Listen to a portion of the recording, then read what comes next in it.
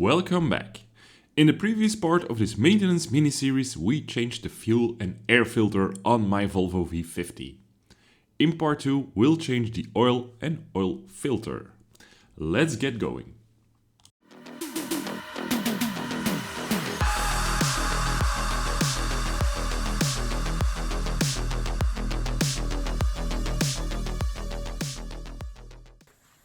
As you can see, I've put the car on the ramps, had the engine run for a few minutes. I have what we need. We have the Castrol oil, which is actually what Volvo recommends. It's actually a coincidence that I got this one, but I think the important thing is it's 5W30 A5B5. And of course the oil filter. Took away the plastic undercover. And then we can go and have a look below. Wait. Hello. Below. I can see there was a little bit of a leak, it seems, from the oil pan. I can see a little bit of dirty oil, so we'll have to make sure that we avoid that the next time. This time, but everything looks fine. It's easier if you put it on a bridge, but it's a good moment to do a little inspection here. Let's crank this.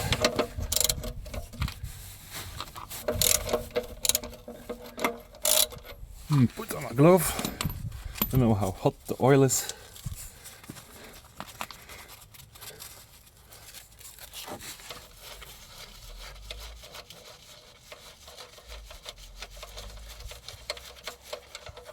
Shit, of course I dropped it.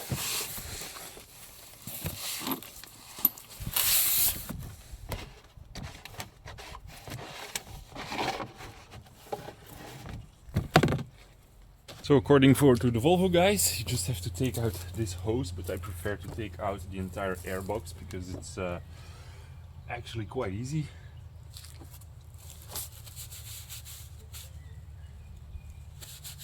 Unscrew this one.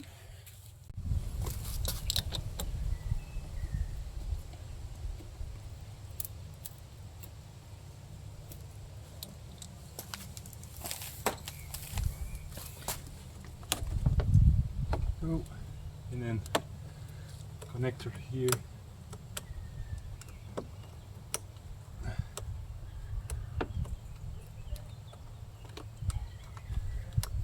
Little screwdriver to push the connector.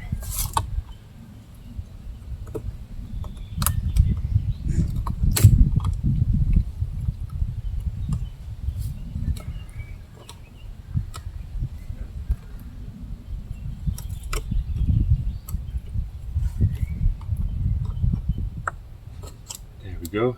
Yeah, a little bit snapped off, it seems. I think it will still work.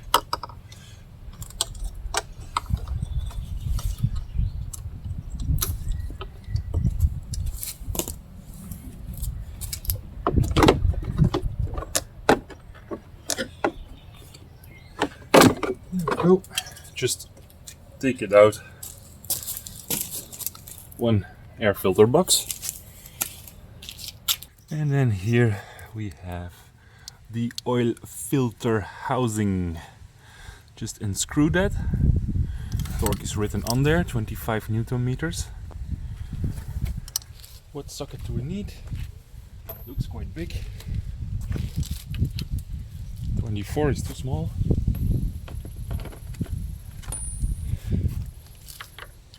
27 seems to fit.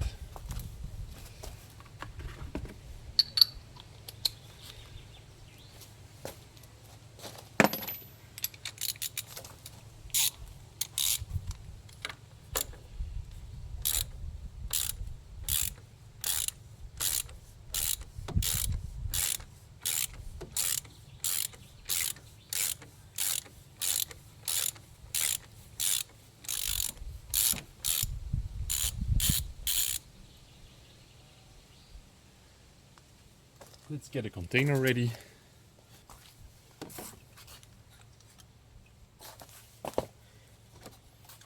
I don't particularly like the smell of engine oil nor diesel. I do like the smell of gasoline. So, keep catching the oil below, because from the moment you unscrew the oil filter,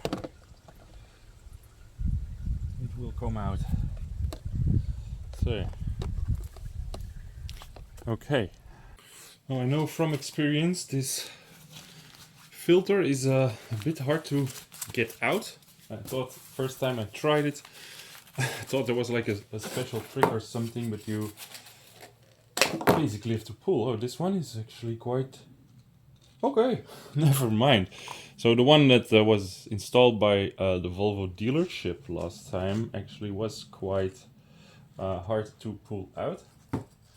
I don't remember which brand this is. This is a Fabi. So I was actually a Fabi Bilstein fan before.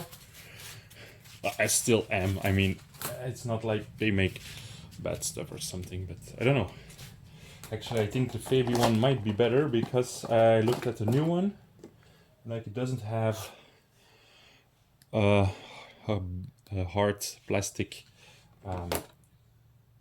back like this one. I don't think that's an issue. You just have to go through here. So I'm gonna clean this up and then put this one in. Just gonna keep. There was no rubber ring in the package. Don't remember if there was one last time. But before you put the filter in, it's always a good idea to oil this up a little bit, just to make sure it seals properly. There we go. Yeah. You remind saying don't touch the filter, but you can go wrong with this one. It's easier than the fuel filter, that's for sure. Okay. So I just have some generic. I can use gloves even.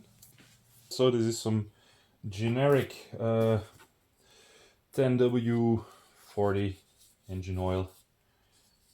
You just need to oil this up a little bit.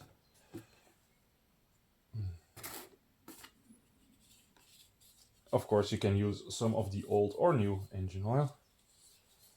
Okay, we're good to go. One thing to look out for is this thingy. It needs to line up with the hole over there, but I think once you start tightening the cover, it's gonna catch the hole automatically. At least it seems like that.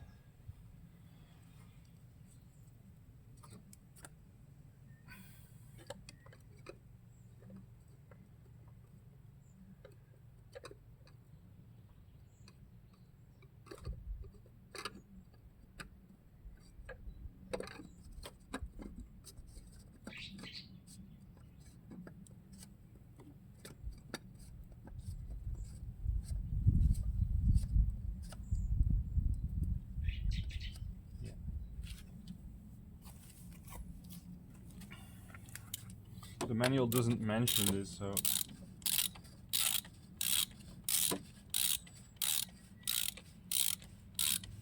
so let's talk to spec.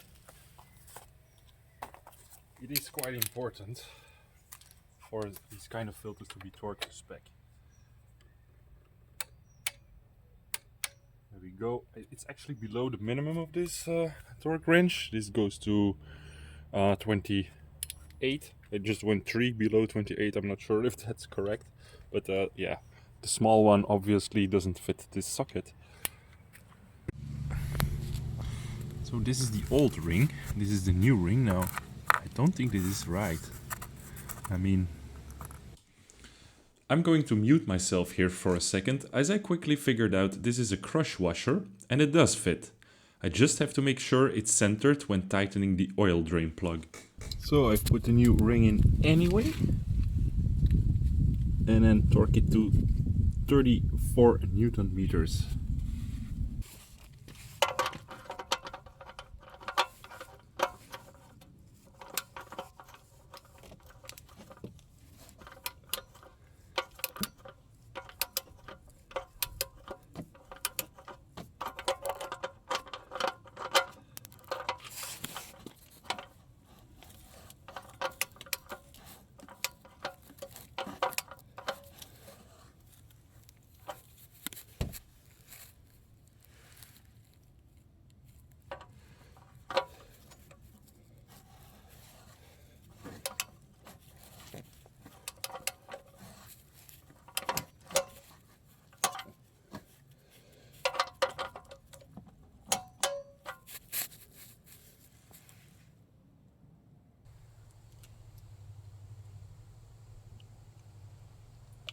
3.9 liters.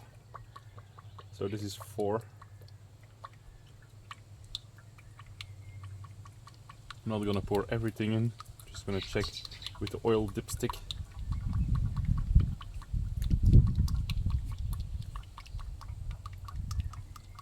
Now you see.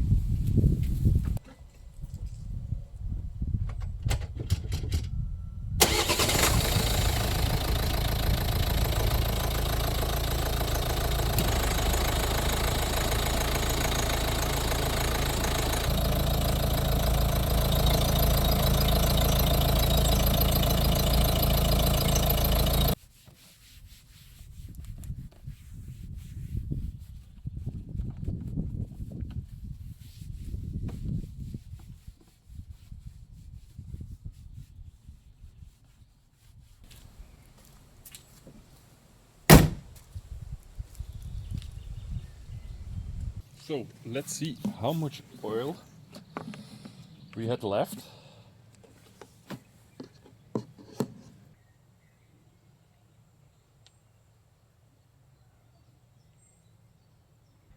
I would say 3 liter, 0.3, something like that. 3 liter and a half. Well, we probably lost some in the engine, so I'm gonna say that's not too bad on 10,000 kilometers of driving. That's when we did the last oil change. So about half a liter of oil consumption. It's not that bad. Now we still need to tell the car that it has been serviced. So I think it's over here in the CEM. Other procedures, resetting the service reminder indicator. Let's see what that does. No, oh wait, I have to resetting. I have to click the little symbol. Ignition is on.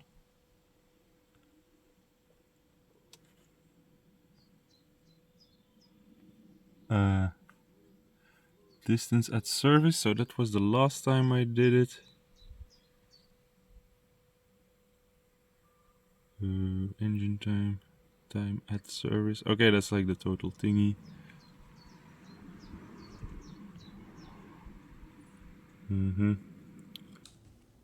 So, that's it for this episode. I wanted to still include the transmission fluid change and swap out the pollen filter, but that's for another time, as I have to get our camper van through yearly technical inspection as well. Thanks for watching, and I hope to catch you in the next one. By the way, subscribing really motivates me to make more similar content, so please do so if you haven't done so already. Cheers!